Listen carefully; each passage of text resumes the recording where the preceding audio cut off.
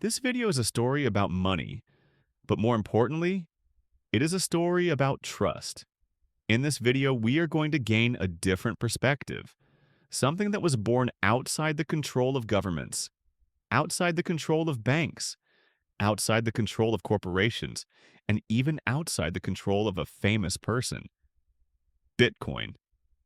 And as always, at the center of everything, there is once again a single concept: trust. The year is 2009. Almost no one in the world knew what the word Bitcoin meant, or even what it was. It had no price, no market, not even a value in the way we understand value today. There was only one person's idea. At that time, a computer engineer named James Howells was quietly working on his computer at home, mining Bitcoin, something unknown and ignored by almost everyone, without telling a single person and without anyone caring.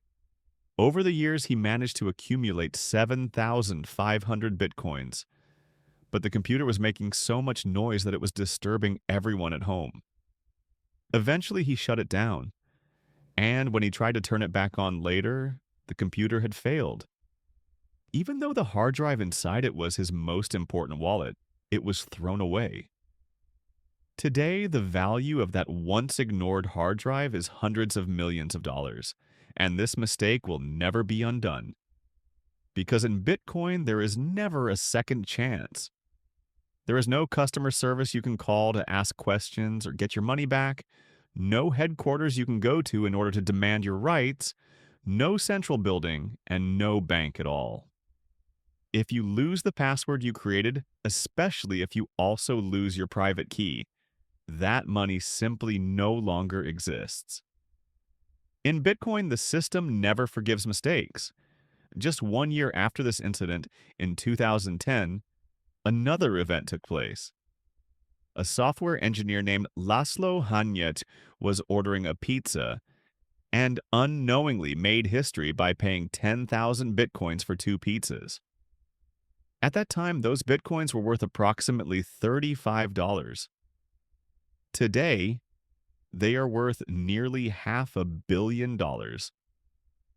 After this event, May 22nd has been celebrated every year as Bitcoin Pizza Day. These stories actually explain why Bitcoin attracts so much attention. But the fact that Bitcoin became so valuable and rose this much could not have been a coincidence. Something much bigger was happening in the world. Central banks were continuously printing money that perhaps had no real backing. People had already started asking uncomfortable questions to their governments. What really gives money its value? What is this money actually backed by? History, as always, had already shown us the answer many times. Even the most trusted and reputable fiat currencies lose value over time.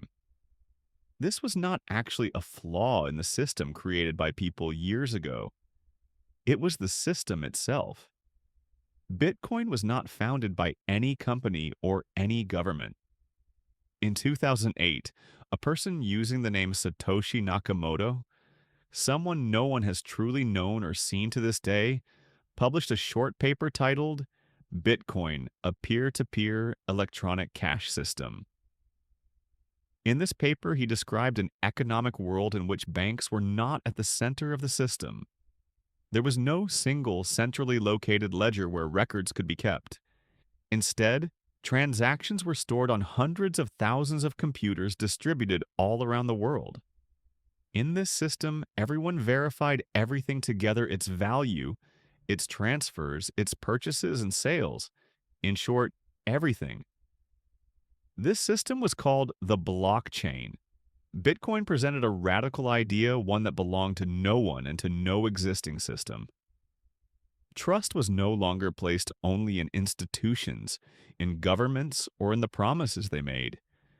Instead, this trust was entrusted to mathematics and code. No one could control the system alone. No one could print money however they wished. From the very beginning, the rules were clear. Bitcoin had even planned its final year of production, the year 2014. and the total number that would ever enter circulation was set in advance. Exactly 21 million bitcoins. Not one more, not one less. Of course, Bitcoin is not perfect. Its price fluctuates depending on market conditions and usage. There are criticisms, and there always will be. But Bitcoin achieved something very important. It managed to make people ask this question: what is money really? Is it just a piece of paper? Or merely numbers on a screen? Or is it a form of belief and trust used by the entire world? In 2011, Satoshi Nakamoto suddenly disappeared. What he left behind was not a fortune, but a system. A system run by computers, sustained by people, debated among governments, seen as a threat by some companies and individuals, and as the beginning of a new era by others. Bitcoin's future may be uncertain, but the impact it has created is absolutely permanent. Because this is not just the story of a new type of money or a new system. This is a story about who controls trust,